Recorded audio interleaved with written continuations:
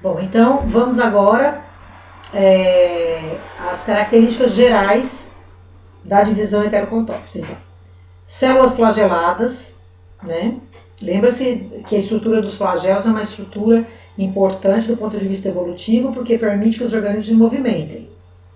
E aí eles vão atrás dos seus gametas. Então, o flagelo é muito importante para que haja a diversidade biológica, né? Porque se eu fico só fazendo tendo uma reprodução assexuada, eu vou tendo diminuição da diversidade. Então, gametas isoósporos, 2 flagelos heterocontes, por isso que vem o grupo chama-se heterocontófitas, em relação aos flagelos. Eu vou mostrar para vocês os flagelos aqui, né?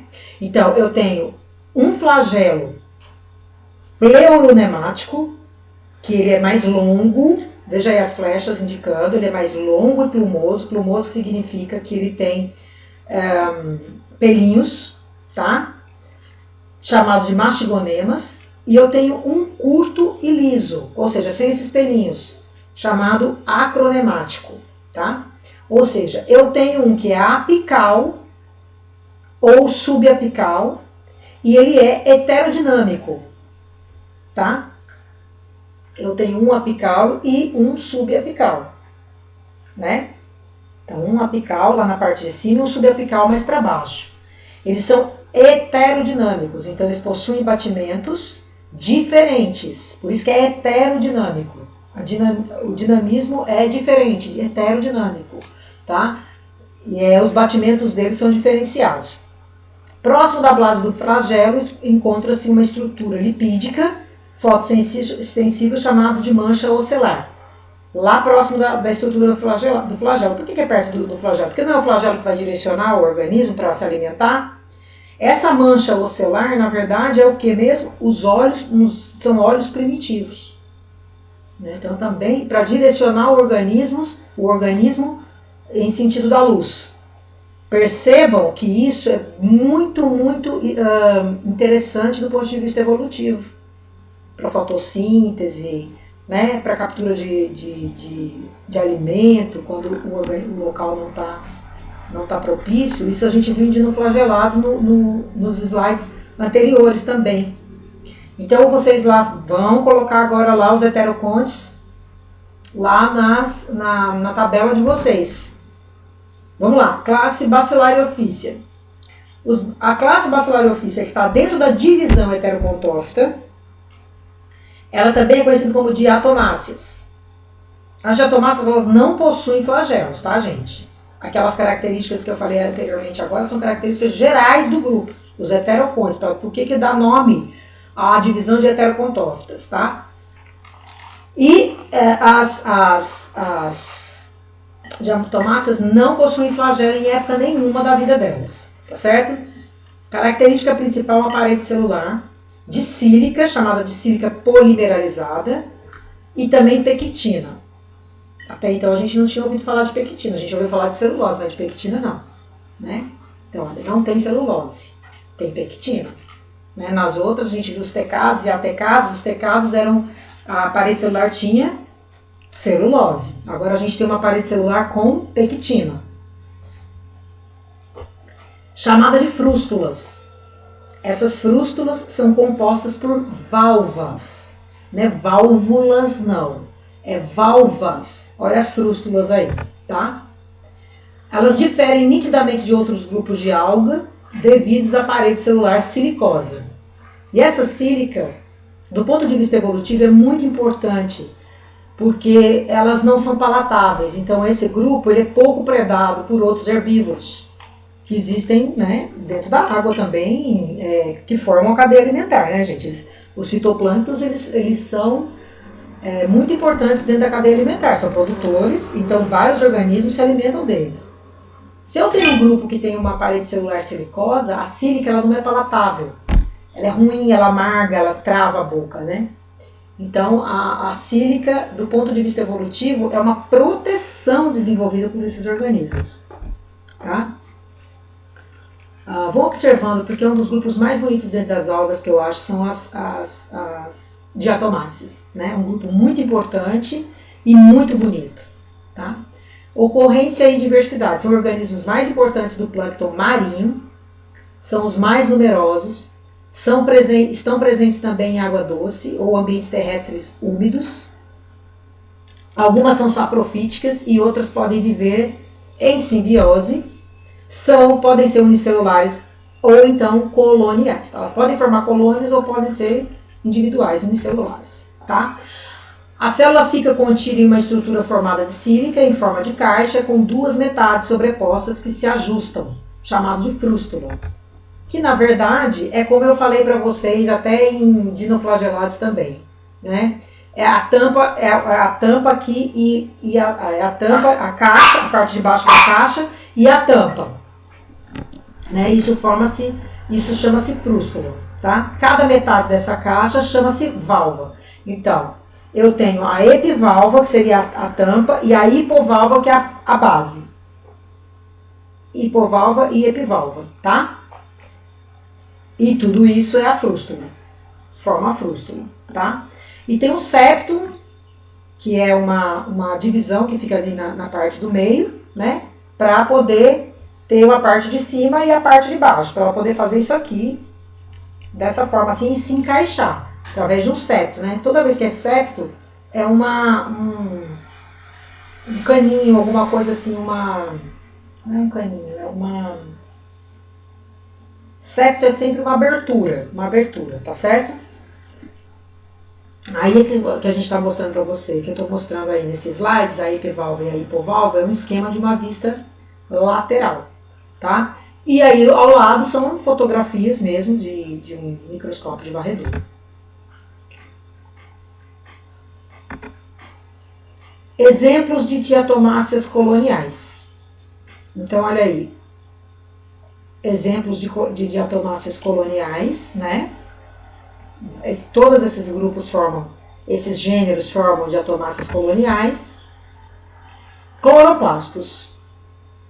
Pode ter um ou muitos cloroplastos, uma ultraestrutura semelhante a fainofícias, 4 envelopes. Por isso, professora, como é que um grupo desse está junto na mesma divisão do que algas marrons, que são grandes, vocês vão ver que parece até uma planta, né? Parece até uma planta já bastante derivada.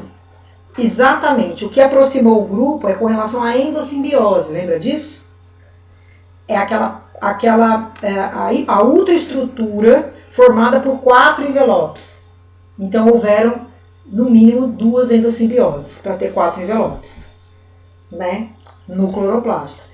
Então, isso significa que quando houve a endossimbiose, né, da 1, 2, 3, 4, foram mais na mesma época evolutiva. Por isso são colocados dentro do mesmo local, por conta da ultraestrutura do cloroplasto, tá? Reserva, né, substância de reserva, crisolaminarina, que é uma substância de reserva desse grupo, né? E óleos, né, lipídios, que se acumulam em vesículas. Esses óleos são interessantes porque ajudam a flutuar de uma maneira que, como as diatomáceas elas não possuem flagelos para se movimentar, elas precisam flutuar no plâncton, senão elas afundam, né? E aí não vai ter lá embaixo luz. Então elas possuem como pigmentos clorofila A, clorofila C1, C2 e C3. Vejam que a gente não tinha falado desses tipos de clorofila até então. Possui diversas xantofilas, principalmente fucoxantina. Pronto, fucoxantina é o que dá coloração às algas marrons ou douradas, tá? Diatoxantina e diadinoxantina. Existem espécies também sem clorofilas e também sem outros pigmentos acessórios. Então, essa fucoxantina que está escrito aí é responsável pela coloração amarelo acastanhada ou dourada, que acaba mascarando a cor da clorofila, que é verde, tá? Que é que dá cor ao grupo, né? As algas marrons. Então, quando a gente vai para o litoral, quais são as algas que a gente vê a olho nu? As macroalgas marinhas que a gente vê a olho nu nas praias, principalmente pela manhã, quando a maré traz. São as algas verdes, tem cor verde. Então a clorofila não é mascarada, né? Nós temos as algas vermelhas, que tem um pigmento, né, que dá cor a elas. E temos as algas marrons, que tem esse pigmento também que dá cor a elas, né? Quando a gente leva para laboratório para compor uma coleção didática, como é o nosso caso lá no laboratório, o que a gente vê? A gente vê que elas perdem um pouco a coloração, porque esse pigmento ele é muito sensível à luz. Por isso que a gente tem que guardar no laboratório a nossa coleção didática líquida, né, que não é essicata, mas ela é líquida.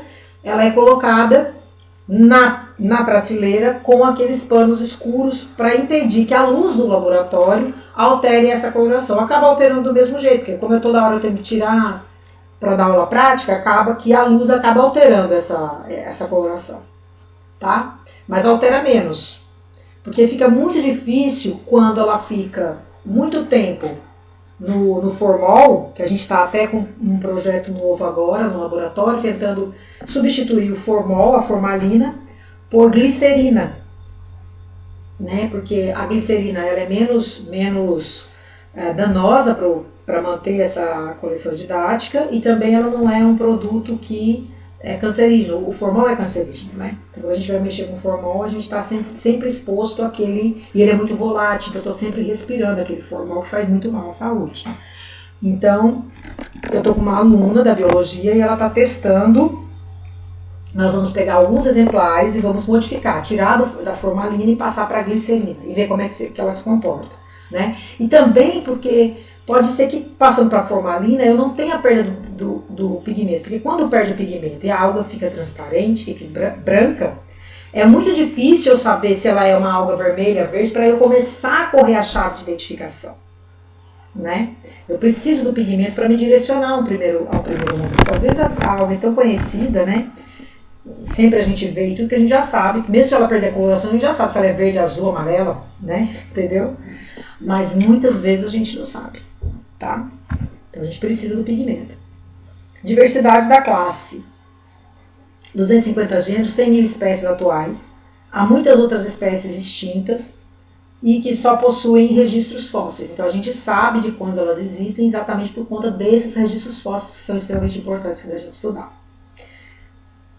Classificação, segundo Simons, em 1972, é baseada na forma e ornamentação das frústulas, são também usadas na identificação dos organismos, bem como na classificação do grupo. Então, como é que vai ser a classificação? A classificação vai ser utilizando a ornamentação, né? As frústulas, como é que essas frústulas são? Por isso que elas têm uma diversidade imensa. Veja que cada uma é de um jeito. E aí eu tenho, de acordo com a morfologia da célula, eu tenho a ordem centralis e a ordem penalis. As centralis são também chamadas cêntricas. O nome já está dizendo, ela é um círculo, como essa que vocês estão vendo aí. Então ela tem uma simetria radial, possui muitos cloroplastos, a reprodução sexual por oogamia, com espermatozoide flagelado. Aí sim eu tenho flagelo no gameta, tá? Sem sistema de RAF, vocês vão ver o que é um sistema de RAF, que já tem nas penadas, né? E possui presença de vacúolo central. Então essas são as cêntricas. Olha só, a epivalva, a hipovalva, né, numa vista pleural. E embaixo uma cêntrica numa vista valvar. Vista pleural, vista valvar, tá? Tá certo? E aí mostrando vários tipos de cêntricas. Nem sempre ela é redonda, ela pode também ser, né, ter esse aspecto de uma estrela, tá? Triangular aí. Mas ela é cêntrica, faz parte da cêntrica. Quando ela não é cêntrica, elas são as penadas, né? Ou penales, da ordem penales, né? Porque a terminação alis é de ordem, né? Então, as cêntricas, elas podem ser unicelulares, que a maioria é unicelular, ou elas podem formar colônias também, que é um pouco mais raro, tá? Então, nós temos a ciclotela, né? A mesma, olha, são cêntricas, uma vista externa, né, a frústula vista externamente, e na outra figura é o mesmo gênero, a mesma espécie, com uma frústula vista internamente.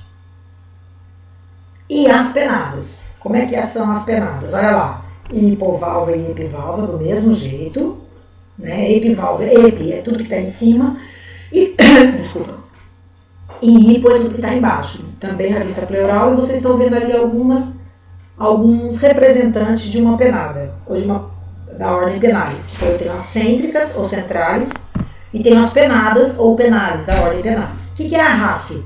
A RAF é essa estria central, que muitas vezes esse grupo ele se utiliza da RAF, inclusive, para se movimentar, já que ele não tem flagelo. Professor, como é que ele se movimenta pela RAF? Ele desliza pela RAF, tá? Por isso que tem RAF. A penada, as centrais, elas não possuem RAF. Vou até voltar aqui, olha só. A gente até falou aqui para você, olha só. Sem sistema de RAF. Então, as cêntricas ou centrais não possuem sistema de RAF. Agora vocês sabem o que é a RAF. Tá?